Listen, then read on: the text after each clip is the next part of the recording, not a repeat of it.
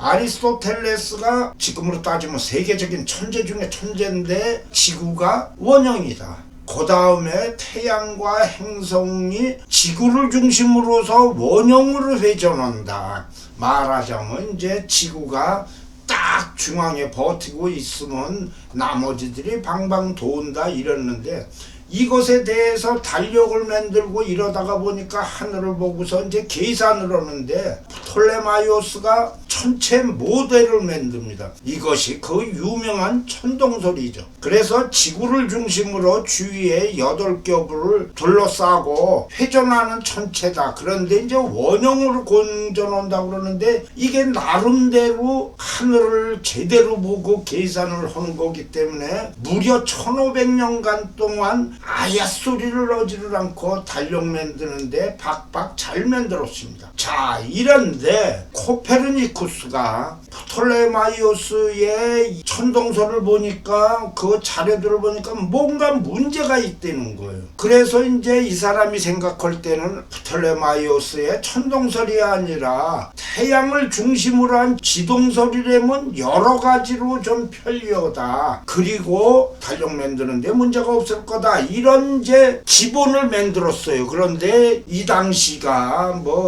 중세 시대니까 코페르니쿠스가 감히 프톨레마이오스의 천동설을 이렇게 얘기를 할 수 없으니까 죽은 다음에 코페르니쿠스가 이제 이 얘기를 했는데, 그랬는데 이제 갈릴레오가 태어나더니 이 슈퍼 천재가 직접 만원경을 만들어 갖고 천체를 봤더니 분명하게 지구가 아닌 태양을 중심으로 태양계가 움직인다, 이렇게 공전을 한다, 이렇게 얘기를 했습니다. 그런데 갈릴레오도 그 당시가 중세시대니까 악박박 쓰고서 얘기는 못하고 그냥 깨갱을 했다, 이런 얘기들이 있는데, 이때에 그래도 천체에 대한 게 계속 축적이 되는데 케플러가 보니까 천동설, 지동설 이렇게 옛날 사람이 얘기한 거를 원형으로 하는 게 아니라 타원으로 변경을 하니까 코페르니쿠스의 모델이 관측과 딱 일치하는 거예요. 자, 이래서 코페르니쿠스의 지동설이 프톨레마이오스의 천동설을 이겨나가는, 이렇게 되는데, 여기에서 갈릴레오보다 100년 후에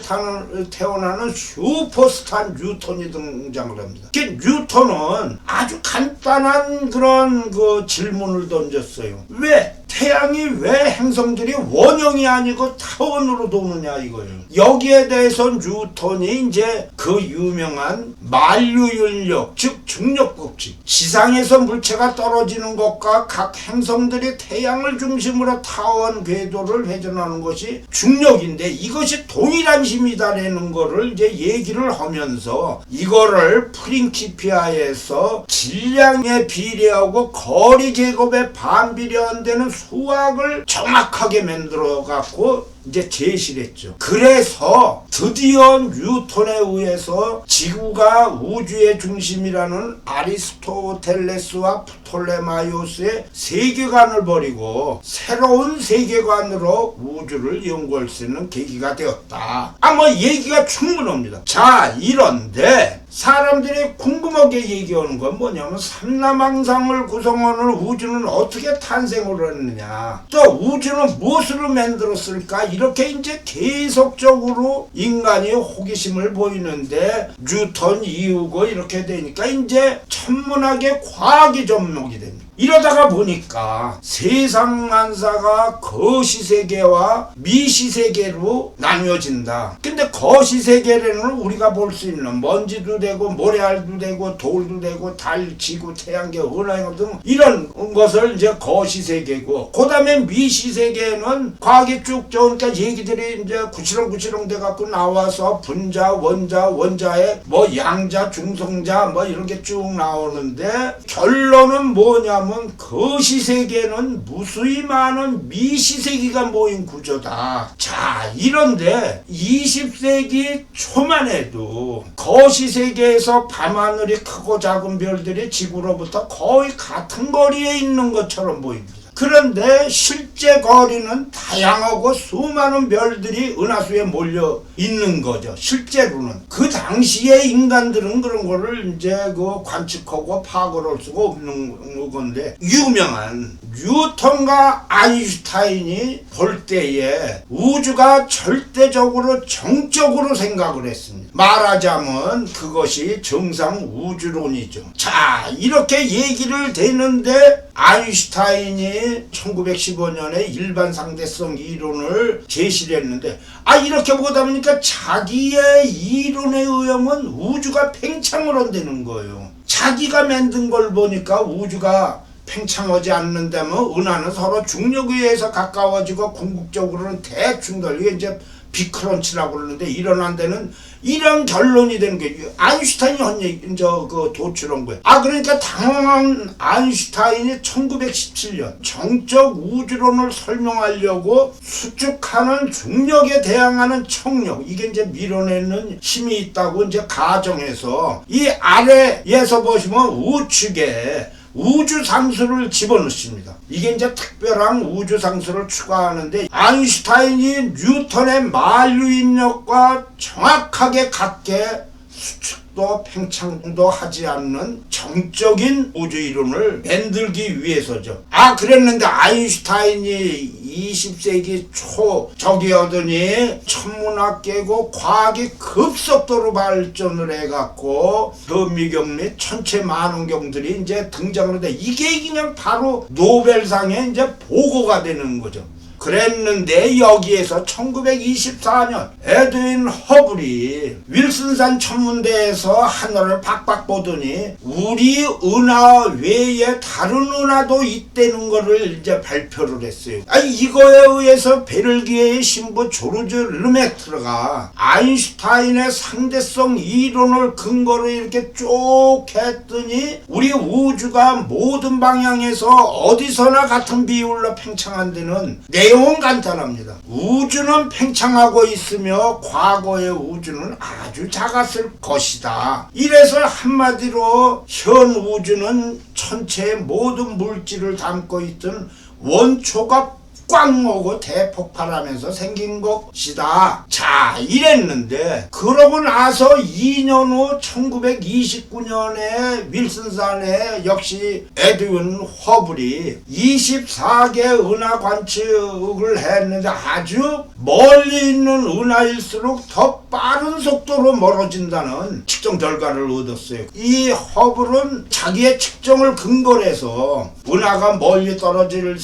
있을수록 치우치는 정도가 커진다. 너무나 잘 알려진 적색편의 도플러 효과에 의하면 이렇게 된다는 겁니다. 자, 이런 상태에서 허블은 은하가 멀어지는 속도는 거리에 비례한다. 이렇게 하고 그 다음에 거의 모든 은하가 우리로부터 멀어지고 있으므로 우주 전체가 팽창한다고 결론을 내렸습니다. 이거는 결국 허블의 발표가 그 르메트르의 논문을 지지하는 거죠. 즉 우주가 팽창하고 있다. 자, 이러다가 보니까 아인슈타인이 허블의 우주 측정에 의한 발표를 보면 우주가 정지해 있는 게 아니다. 그런데 아인슈타인은 은하들을 고정시킬 우주상수를 만들었는데 그 자체가 필요하지 않는 거예요. 1931년에 다음과 같이 얘기를 합니다. 멀리 있는 성운들의 적색편에는 내 오래된 건축물을 단번에 산산조각 내버렸다. 내 일생 최대의 실수다. 이런 얘기를 했습니다. 자, 이런다고는 우주가 팽창한다는 거는 아주 간단하게 얘기가 될 수 있습니다. 여기 보시는 바와 같이 풍선이나 또는 건포다가 박힌 빵 반죽이 5분 안에서 부풀어 오르는 것을 생각해보면 이해가 될 겁니다. 한 가지 예를 해서 건포도 하나하나를 은하라고 보면 반죽을 은하 사이의 공간이라고 부르면 저렇게 풍선처럼 부을 때에 부풀어 오를수록 옆에 있는 건포도는 더 멀어져 가죠. 또 멀리 떨어져 있을수록 더 빨리 멀어져 가죠. 이 말은 우주가 팽창하는 것은 우주 팽창의 시작된 시점이 있다. 있다. 이걸 이제 빅뱅이라고 얘기를 하는데, 여기에서 그렇다 그러면 팽창되기 전에 소급이라는 게 필요하죠. 그래서 얘기가 우주는 과거 특정 시점에 탄생했고 그 이후 계속 팽창하고 있다, 이런 내용입니다. 여기에 천문학의 천재 중 천재가 태어납니다. 1948년에 가모프 박사가 대학원생이는 엘퍼와 함께 우주에 존재하는 원소의 대부분이 수소와 헬륨으로 돼 있어서 이 우주에 존재하는 경원소들의 존재량을 정확히 계산을 했어요. 이렇게 하다가 보니까 우주의 원소들이 만들어지는 과정에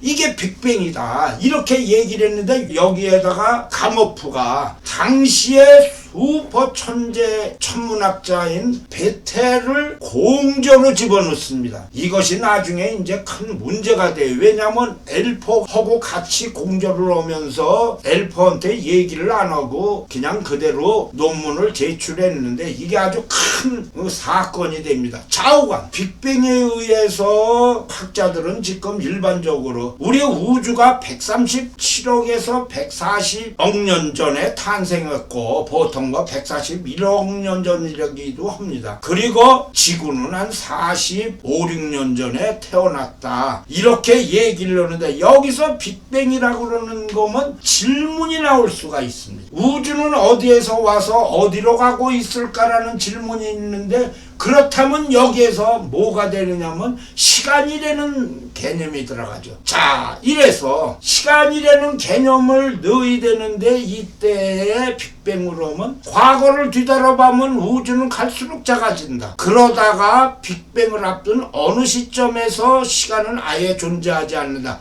참 헷갈리는 얘기입니다. 좌우간 여기에서 빅뱅이라는 게 우측 사진에서 중앙이 가모프고 우측에가 엘퍼인데, 저 술병에서 뻥 튀어나왔다는 거예요. 가모프가 상당히 그 위트가 있는 사람입니다. 좌우간 어떻게 무에서 우주가 태어나느냐, 이게 질문이 곧바로 나오죠. 빅뱅 전에는 무엇이 있을까 하는 질문이 또 되는 겁니다. 꼬리에 꼬리를 물면 여기에 슈퍼 천재인 스티븐 호킹 박사가 이제 등장합니다. 호킹 박사는 아주 딱 잘라 말했어요. 빅뱅 전에 무엇이 있었느냐는 질문은 성립이 안 된다는 겁니다. 북쪽으로 계속 가면 북극. 근데 북극에 도달하는 순간 더 이상 북쪽으로 갈 수가 없죠. 북극에서는 오로지 남쪽뿐이라는 겁니다. 북극에 서 있는 사람은 어느 쪽으로 넘어져도 남쪽이라는 거죠. 이게 바로 빅뱅을 아주 잘 설명을 했다는 거예요. 뭐예요? 태초에서는 미래라는 시간의 방향만 존재한다. 그래갖고 우주는 언젠가 빅뱅에 의해서 탄생을 했는데 시간도 빅뱅과 같게 시작을 했다. 스티븐 호킹 박사가 세계 천문학과를 주름잡는 사람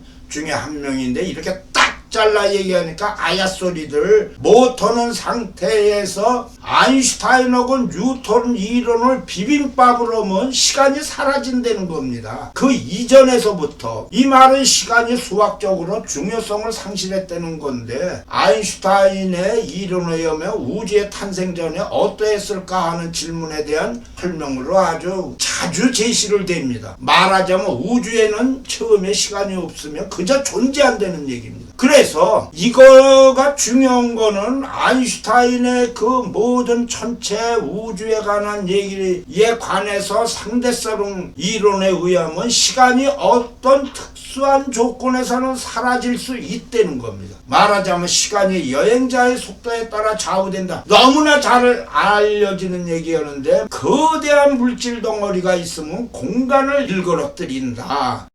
이런 상태에서 빅뱅을 인정을 하면 그 다음에 빅뱅 후에 어떻게 되느냐, 이거는 가모프의 그 이제 같이 공동 저자인 말하자면 제자죠. 후배인 랄프 엘퍼가 계산을 했습니다. 빅뱅 이후에는 비교적 설명하기가 쉽다. 빅뱅 한 다음에 뻥 터진 다음에 우주가 거의 점점 식어간다는 거죠. 그래갖고 절대 온도 한 100만 K가 됐을 때, 이때 물질은 플라즈마 상태로서 이제 양전화 원자핵과 전자와 음전하가 이제 결합치 못한다는 거예요. 어렵기는 합니다. 그렇지만 좌우간 우주의 온도가 너무 높기 때문에 즉 움직이는 속도가 너무 빨라서 서로 붙지를 못한다는 거예요. 그러더니 이제 우주가 팽창하면서 계속 식어가죠. 그래갖고 이제 온도가 약 3000K 정도가 되니까 양전화, 원자핵과 음전화, 전자가 서로 결합해서 안정된 중성원자인 수소와 헬륨을 만든다.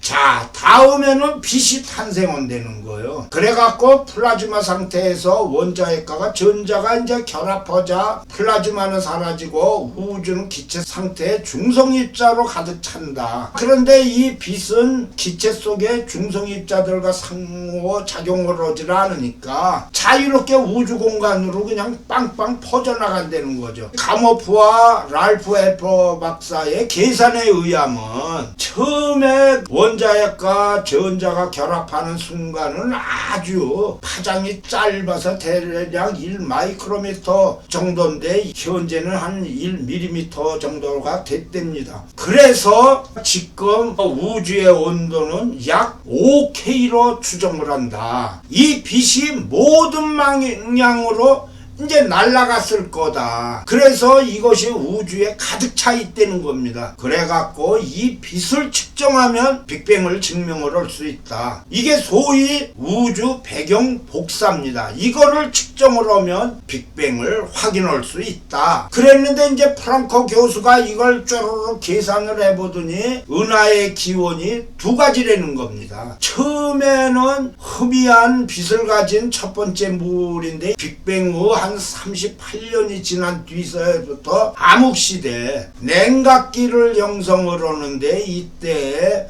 우주의 첫 원자인 수소 형성, 가스구름 냉각되면서 암흑물질의 작은 덩어리들이 이제 결합을 해갖고 궁극적으로 별을 만든다. 그런데 이때에 태어난 별들은 강력한 자외선을 방출하니까 그게 측정 가능할 거다. 그런 얘기입니다. 두 번째로는 이제 그 시간이 지난 다음에 더 밝은 빛을 내는 은하, 요게 한 수억 년 뒤에 형성이 된답니다. 여기에서 초기 은하가 방출한 자외선은 원자에서 전자를 분리하는 이온화 작용으로 우주에 남아있는 수소를 파괴한다. 그래서 이제 수소 냉각이 어려워지게 되는 거죠.